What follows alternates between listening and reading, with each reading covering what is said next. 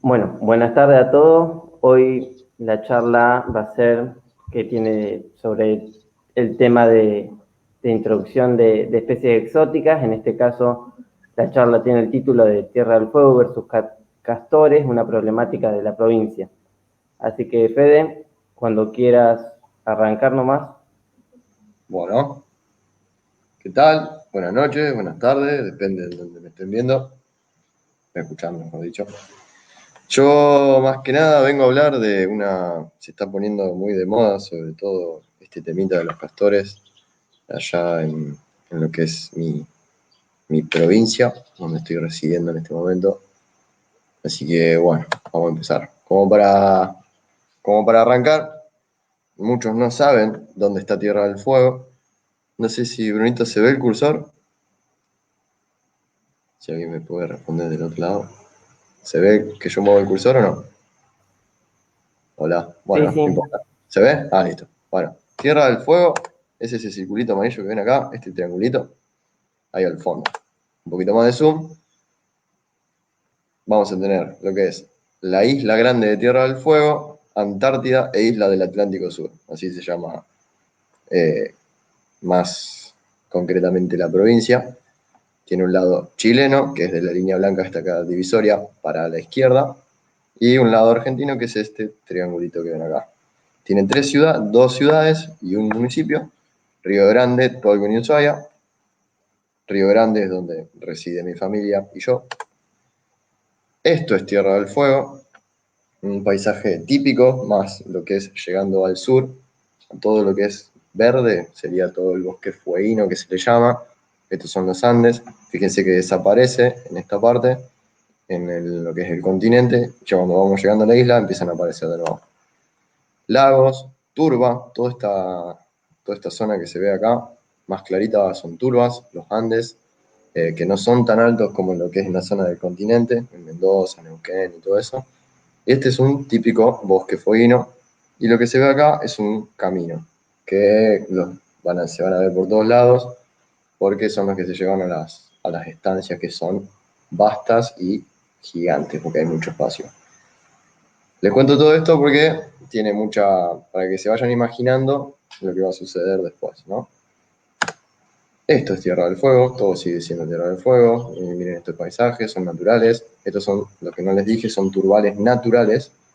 Turbas son una especie de material orgánico muy aireado, que si uno lo pisa se hunde, pero puede caminar cierta discreción, se puede caminar y no se va a hundir, ¿sí?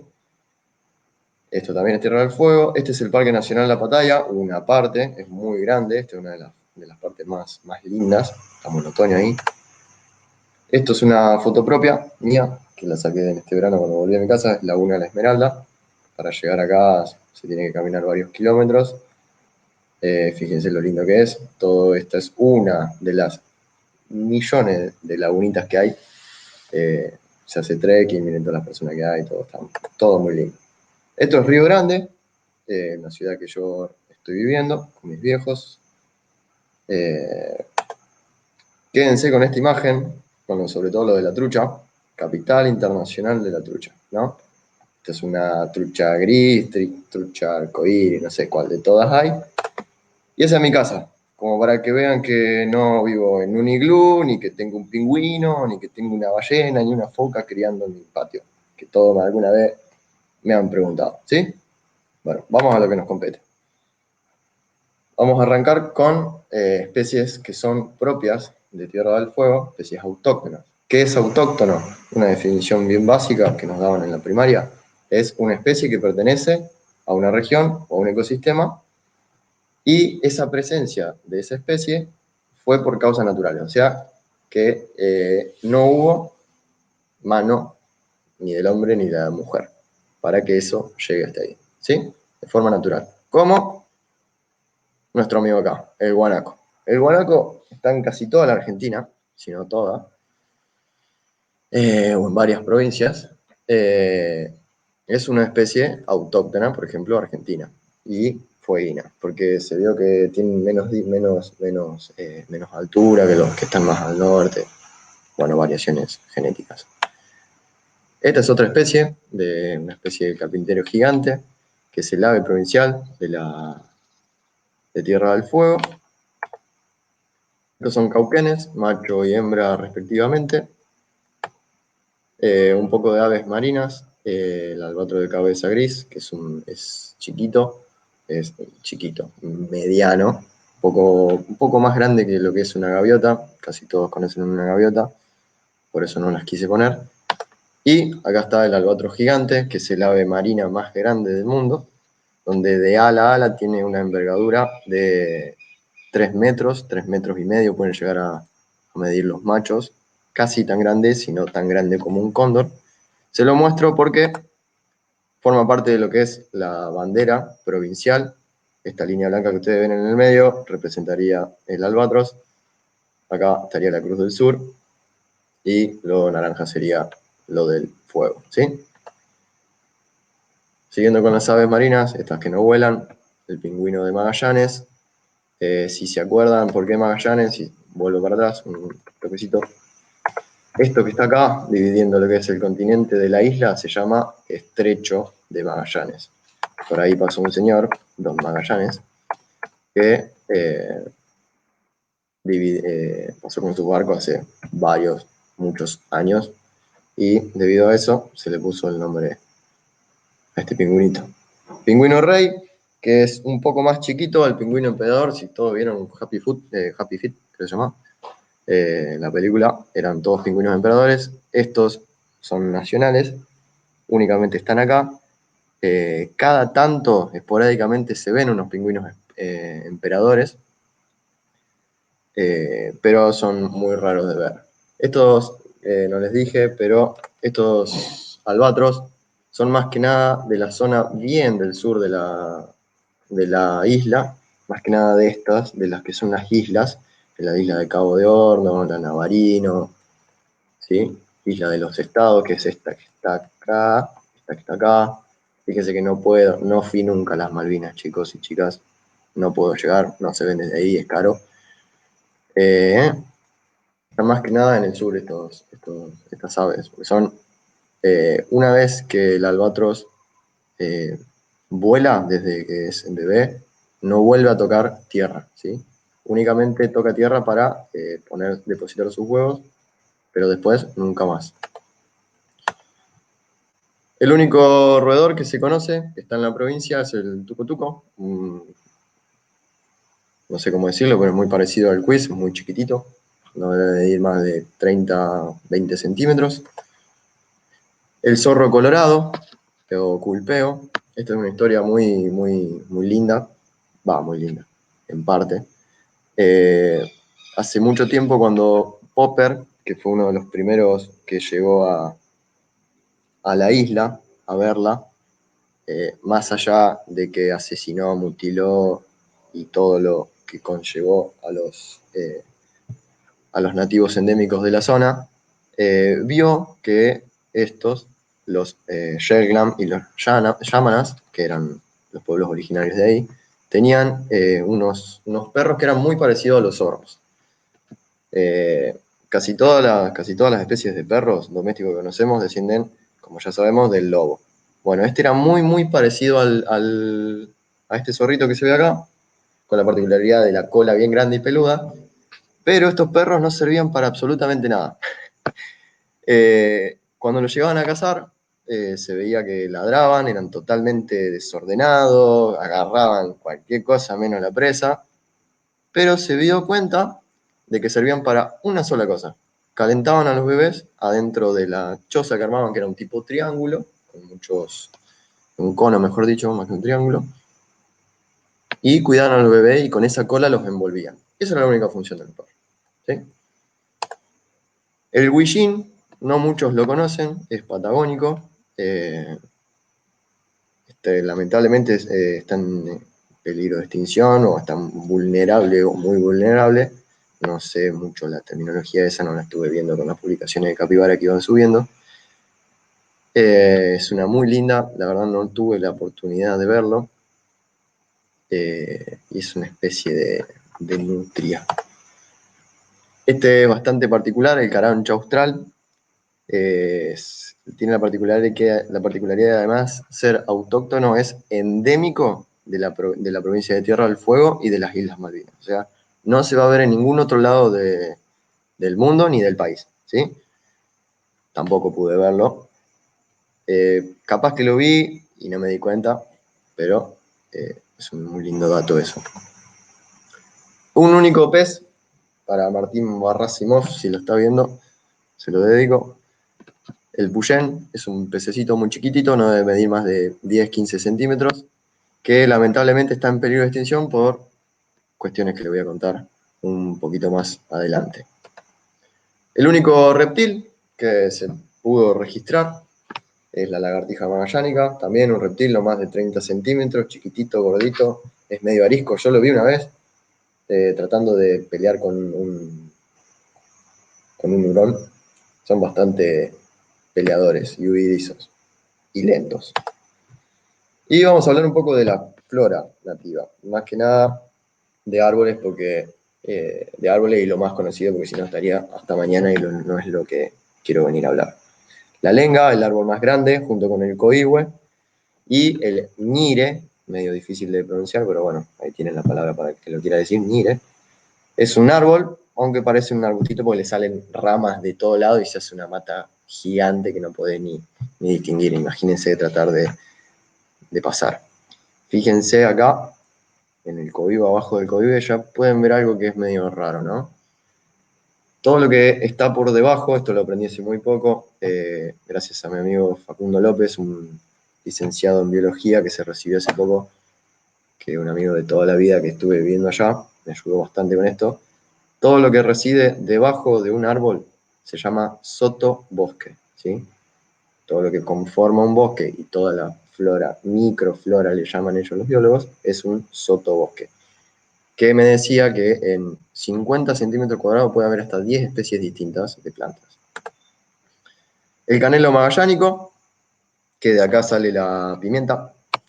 La leñadura es muy parecida al canelo magallánico, nada más que es mucho más chiquitito, parecido a un arbusto. El notro es muy parecido al limpiatubos ese que se ve acá por esta zona, si no es el mismo, pega en el palo. Esto es un típico, lo van a ver en toda la estepa patagónica, el coirón. Fíjense lo que le decía, lo de acá en el suelo, toda la otra flora que se puede llegar a encontrar. Es muy variada, a pesar de que se cree que es muy aburrida y que no es rica en nada, por algo pueden vivir las especies. Y el calafate, que el calafate tiene la leyenda de que el que come calafate una vez siempre va a volver al mismo lugar de donde lo comió. Así que si alguna vez prueban calafate en Bariloche, van a tener que volver. La flor provincial, la campanilla, tiene un olor horrendo. Ojalá que nunca tengan la chance de olerlo porque se van a morir. Es muy, muy feo. Y bueno, todas esas eran especies que son autóctonas de la provincia. Ahora una preguntita. No puedo interaccionar mucho con ustedes, pero bueno, no pasa nada. ¿Qué es una especie introducida? Es una especie que no es nativa del lugar o del área y fue metida por manos del humano, por algún motivo, por X motivo, por caza, por necesidad, por dinero, por lo que fuere, ¿sí? Y algo muy distinto, pero que está muy relacionado, es una especie invasora. Una especie invasora son animales, plantas o cualquier otro microorganismo que se desarrolla fuera del área de donde reside o de donde es normal, en hábitats que no les son propios, pero pueden crecer y crecen, se reproducen, digamos, y producen alteraciones en la riqueza y la diversidad de los ecosistemas. Dicho en otras palabras, en argentino, producen destrozos, ¿sí? ¿Cuáles van a ser las especies invasoras que van a residir en la isla? Le puse algunos ejemplos, no le puse todos. Los primeros, que son los más viejos, se habla que los introdujeron los primeros, no los nativos, sino los que primero vinieron a colonizar y a investigar el archipiélago fueguino, son los conejos. Los conejos ya saben todo lo que son, ¿no? Se reproducen muy rápido, imagínense, no tienen depredadores más que un poco de zorros, y los llevaron con el motivo de que, ¿se acuerdan las islitas que están en el fondo, bien en el sur de la isla? Cuenta Popper en su libro, que era uno de los que, y Martín, no me puedo acordar el apellido del señor, que también lo cuenta en su libro, que dejaban los conejos en esas islitas para que cuando los náufragos queden varados o queden en esas islas a dormir, tengan con qué comer. Bueno, se reprodujeron cual conejos, de ahí el refrán, y se esparcieron por toda la isla e hicieron estragos. Estoy hablando de más de 200 años atrás. Hicieron estragos en toda la isla. En la década de los 80, de 1980, no recuerdo el nombre del virus, mi amigo tampoco me lo supo decir, pero no importa, le inocularon un virus a un par de cientos de conejos y entonces lograron exterminarlos, salvo en el Parque Nacional de la Pataya, que es el que le mostré. Y no sé si recuerdan a principio de año que se armó un revuelo bastante importante en cuanto a protectoras de animales, porque en el CONICET de Ushuaia, el CADIC, sede CONICET, abajo de lo que es el edificio se estaba armando una madriguera gigante. ¿Qué hizo Anderson, que es uno de los investigadores, Christopher Anderson, inglés, que vino a investigar todo lo que es especie invasora? Fumigó y mató todo. Y se le armó un bolonqui de aquellos, ¿sí? Después tenemos a los hurones, que fueron introducidos para sacar a los conejos. Parece un capítulo de Los Simpsons, pero es verdad. Pusieron al zorro gris para matar a los hurones, ¿sí? Y lo que se dieron cuenta es que los zorros grises no comen hurones, comen conejos, y además de comer conejos, comen otras cosas, como el tuco-tuco. Entonces, por eso no se sabe mucho, no se lo ve mucho, por este tipo de cosas. Y si se acuerdan de la imagen que les mostré de Río Grande de la trucha, bueno, es una especie invasora, fue introducida. Todas las especies de salmónidos, no sé cómo se dirá, si está Martín Barrasimov presente, me lo sabrá decir después. Esto, por ejemplo, es una trucha gris. Está la trucha arcoíris, la trucha plateada, la trucha de todo. Se está comiendo el puyén, que era el pescadito ese chiquito que yo les mostré, además de alterar todo lo que es la biodiversidad acuática de los ríos de agua dulce, ¿sí? Y ahí van a ver perros, vacas, gatos, caballos, gatas, dije, perdón, gatos. Las vacas y los caballos, por más que parezca, las especies domésticas en realidad, por más que parezca raro, son introducidas, obviamente. Las ovejas, me faltó ponerla, que generan un impacto, si bien son chiquititas, tienen un área de pezuña muy chiquito, entonces, y son pesadas.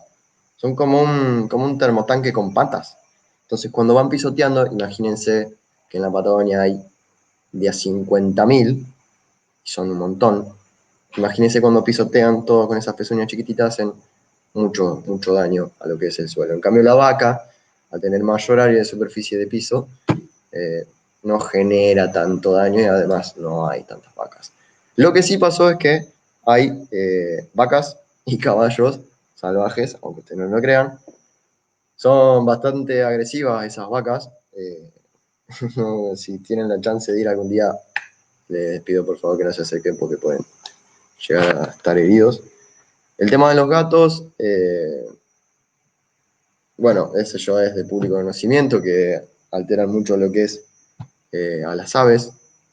Tengo un amigo que vive en las inmediaciones de la ciudad de Ushuaia y literalmente su patio es el bosque y tiene 3 gatos. Bueno, imagínense 3 gatos en un bosque, es como yo en una cervecería, básicamente me hago un festín gigante. Y los perros, al contrario de lo que se creía y lo que yo creía, no hay tantos perros cimarrones, que son estos asilvestrados.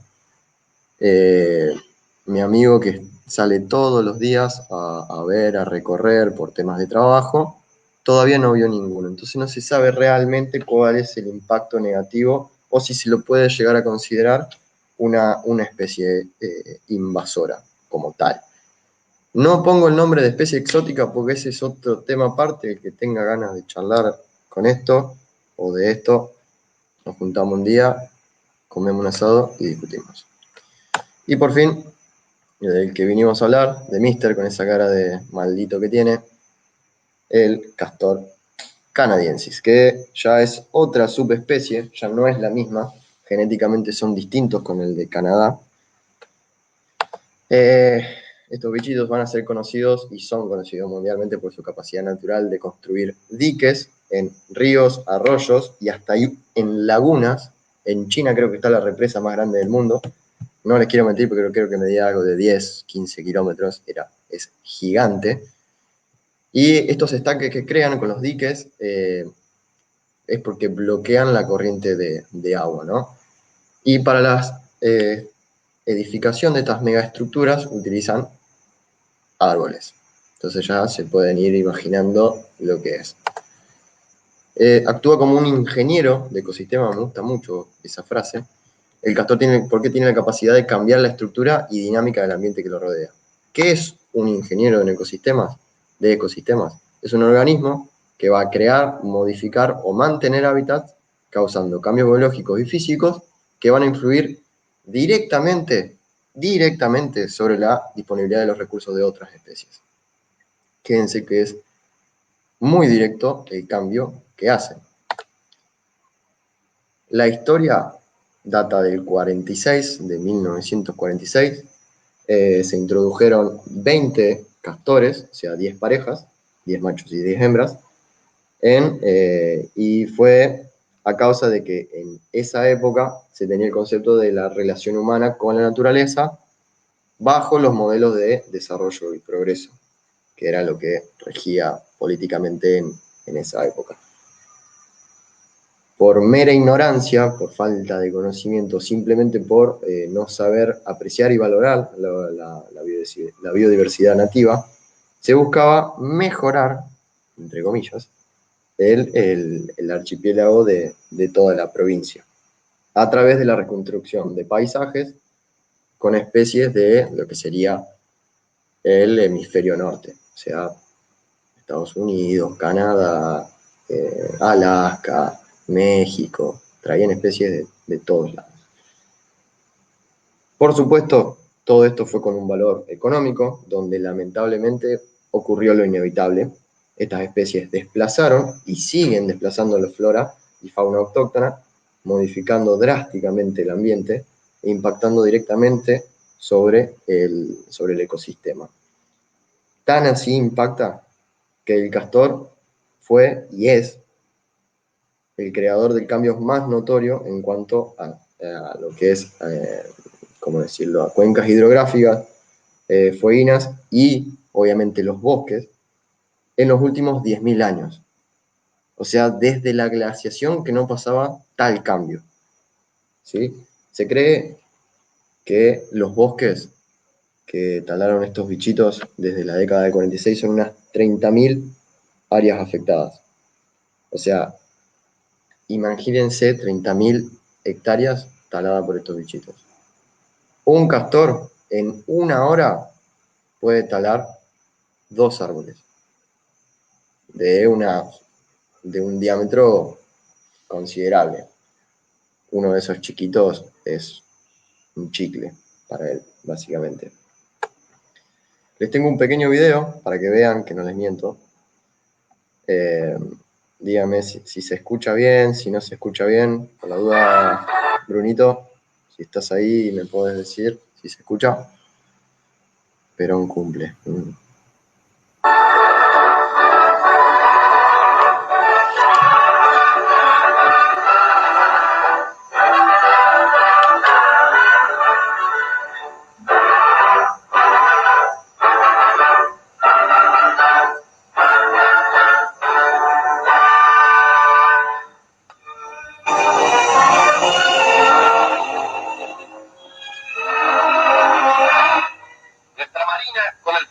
enriquecer la fauna argentina, adquirió en Canadá 20 castores que realizaron un extraordinario viaje aéreo desde Bush Light, en Manitoba, por Miami, Río de Janeiro hasta Buenos Aires.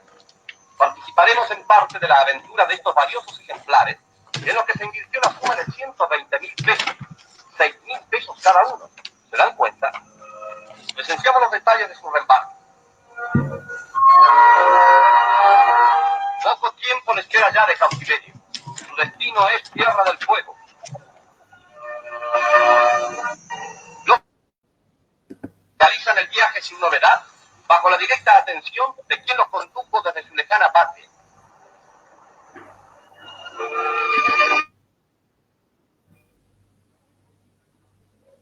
Estamos en territorio fueguino.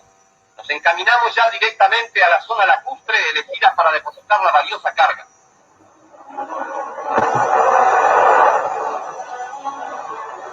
Es necesario ante todo hacer reconocimientos. Debe situarse la zona más propicia para la vida de los castores en los 100 kilómetros de extensión del lago Cañano, que es este que habitamos.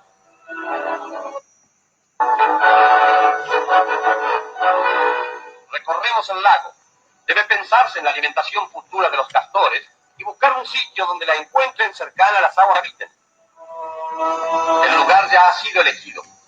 Por fin los animalitos son conducidos a tierra. Imaginamos las conjeturas que habrán hecho en medio de tantas alternativas extrañas.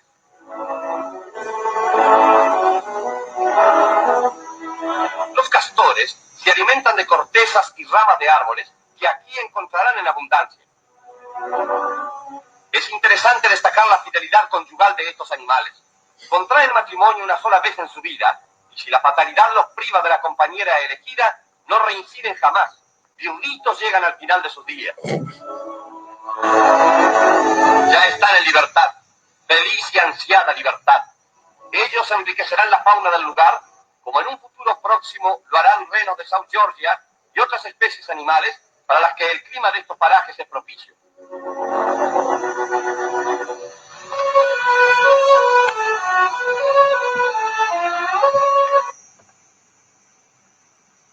Upa.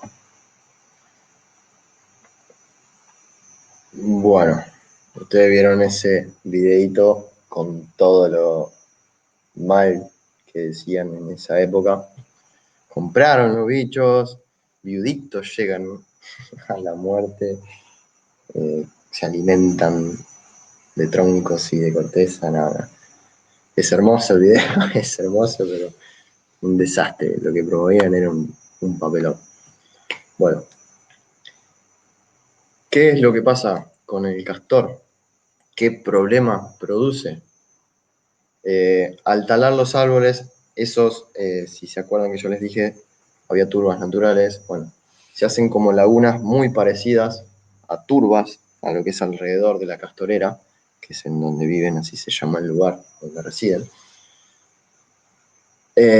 Y pasan de transformar un ambiente que era netamente de bosque a un pastizal. O sea, lo que pasa en Tierra del Fuego, que es lo que no pasa en el hemisferio norte, que la flora crece muy rápido. Por eso puede él vivir en el hemisferio norte y no pasa nada.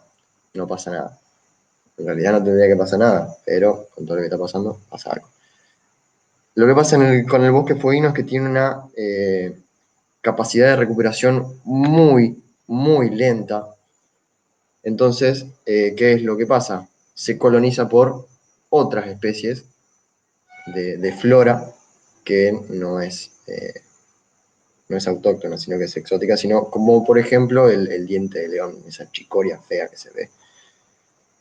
Pero por suerte, esto lo descubrí hace unos días, que si se acuerdan del ñire, que era el arbolito, eran dos bien grandes, el coigüe y la lenga, el ñire sí puede crecer en lo que es en las inmediaciones de la castorera, pero la lenga y el coigüe no. Roe, además, deja árboles por la mitad, capaz que se cansa y se olvida, y deja árboles a la mitad, entonces ese árbol se pudre y se muere, básicamente se muere, no sirve para nada, ni para leña sirve, recuerden. Forma los diques, inunda, pudre todo lo que es la zona aledaña a lo que es la castorera. Y esta que me enteré hace muy poquito, si ustedes van a la Patagonia o cualquier parte del mundo, no tomen agua del río directamente, previamente hiérvanla, pásenla por calor, porque se está viendo que se produce una enfermedad que le llaman allá los residentes fiebre del castor, que es nada más y nada menos que giardia. Para los que no saben qué es giardia, es un protozoo muy chiquitito que produce gastroenteritis bastante, con unas diarreas bastante efusivas y hasta puede llegar en un niño, en un neonato, puede llegar a ser bastante fatal. Esto es una castorera, esta es una foto tomada por Luis Enrique Ruiz, más conocido como mi viejo. Esta castorera está como exhibición de lo que puede llegar a causar en el Parque Nacional de la Pataia. Fíjense lo grande que es. Y acá, en el cartel que dice ahí, que te describe qué pasa con una castorera, acá vivían 4 castores, o sea, 2 parejas. Hicieron perdón por la expresión, este quilombo, ¿sí?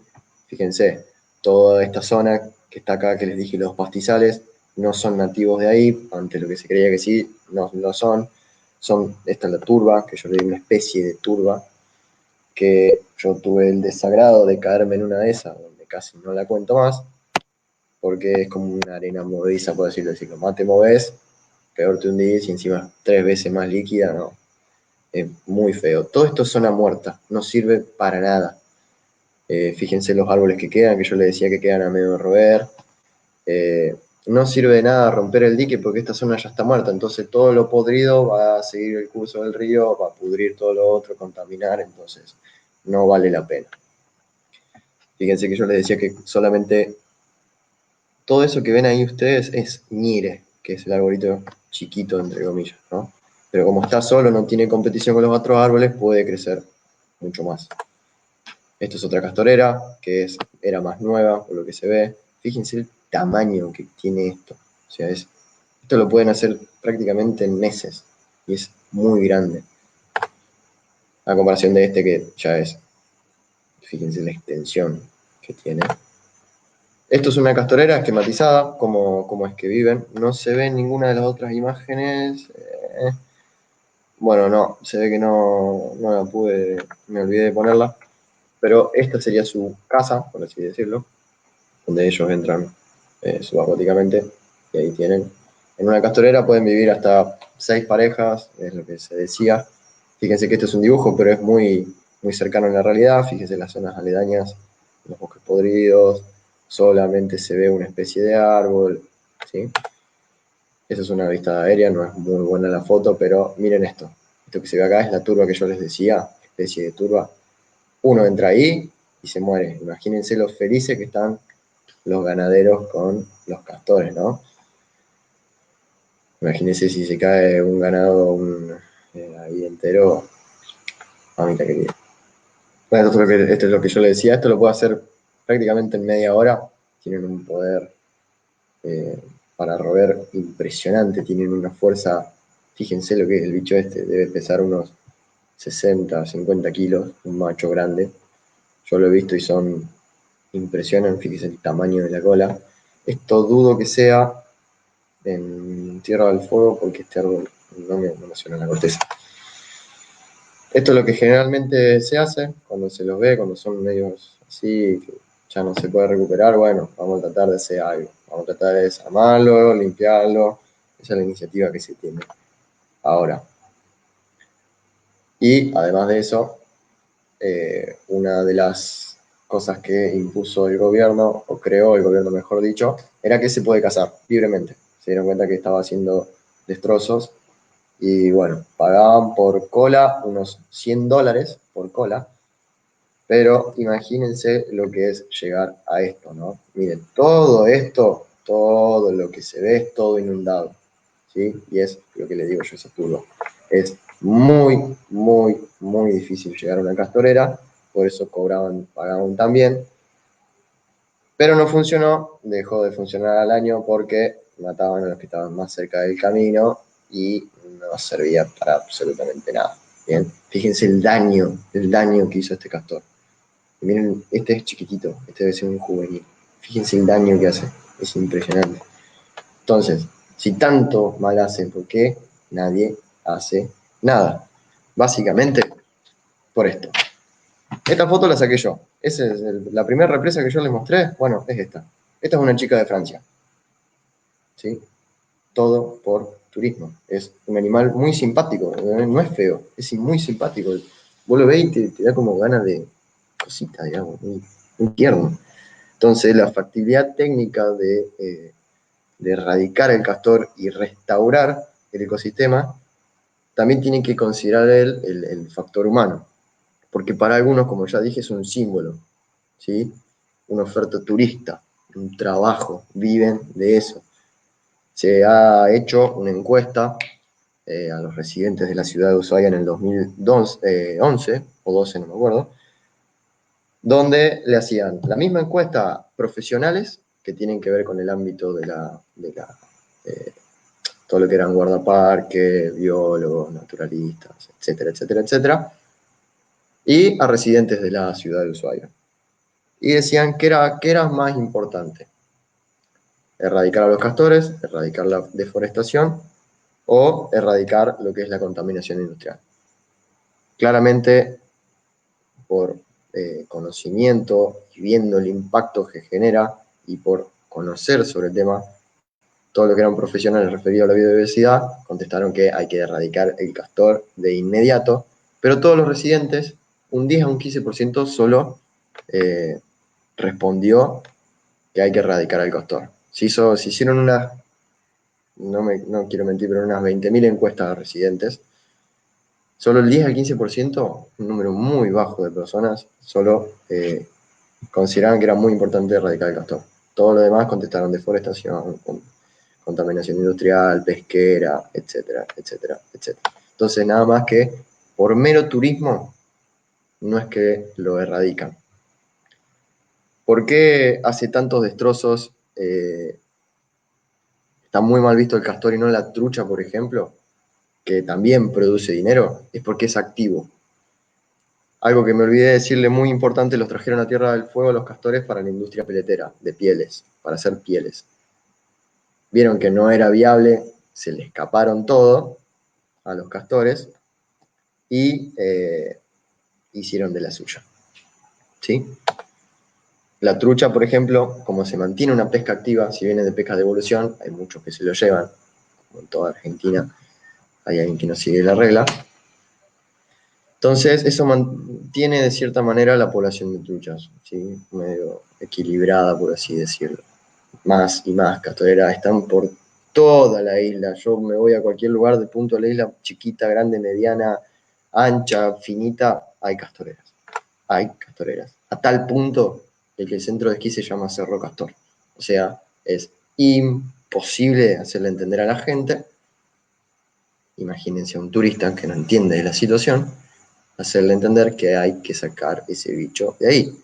Sobre todo, porque el hecho más importante está en el nombre de la provincia. Es una isla. Si esa isla se inunda del todo, no tenemos otro lugar para vivir. Si eso se hace todo feo, no va a haber más turismo, no va a haber más ingresos, no va a haber más plata. No se va a poder mantener esa provincia. Vamos a tener que ir todos.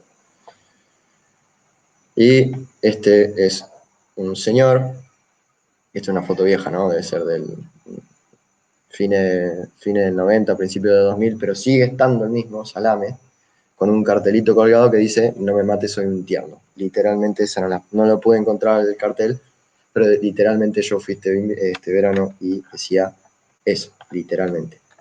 No me maten, soy un tierno, pertenezco acá. Gente, le agradezco normalmente que me hayan escuchado, o que me hayan escuchado obviamente. Esto va a estar en YouTube, así que el que lo quiera ver va a ser bienvenido. Muchas gracias.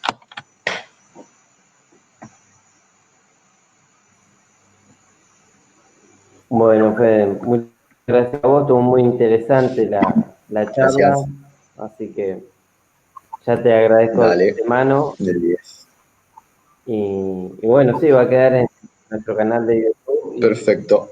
Bueno, todo. muchas gracias a todos. Buenas noches. Ojalá que no estén sufriendo el calor como yo. Ya me quiero sacar esta camisa porque quiero comer un asado. Bueno, Brunito, muchas gracias. Bueno, Vos, el Grupo Capibara. Nos vemos. hasta luego.